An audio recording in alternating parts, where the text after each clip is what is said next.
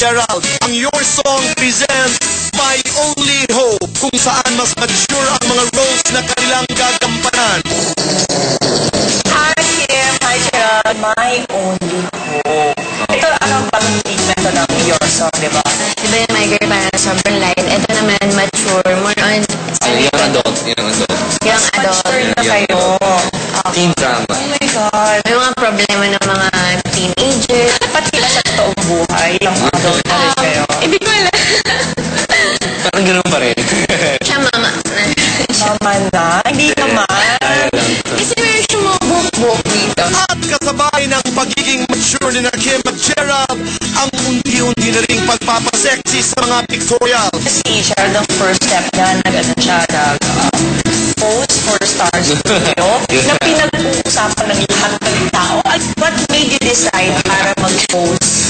Actually, nung shoot na yun, hindi ko alam na maghubad ako eh. Dahil wala, sinabi nila sa akin doon mismo sa shoot. Anong first reaction mo Kim na nakita mo? Ay, hindi Ba't ba talaga?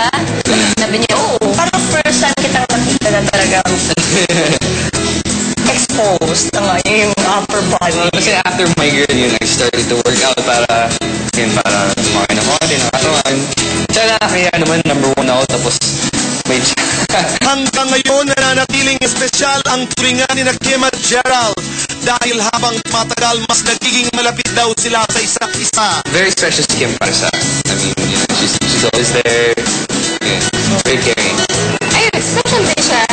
Kasi parang wala masyadong kaibigan dito sa Manila. Nakikinig siya pag may problema. Ano ang inyong my only hope sa isa't isa?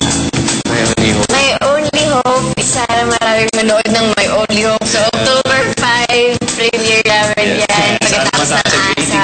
Oo, sana mataas rating. Kasi sobrang ganda talaga ng first episode. Lahat ng scenes namin, puro Boracay. Thank you so much Kim and Gerald. Talagang aabangan namin ito and how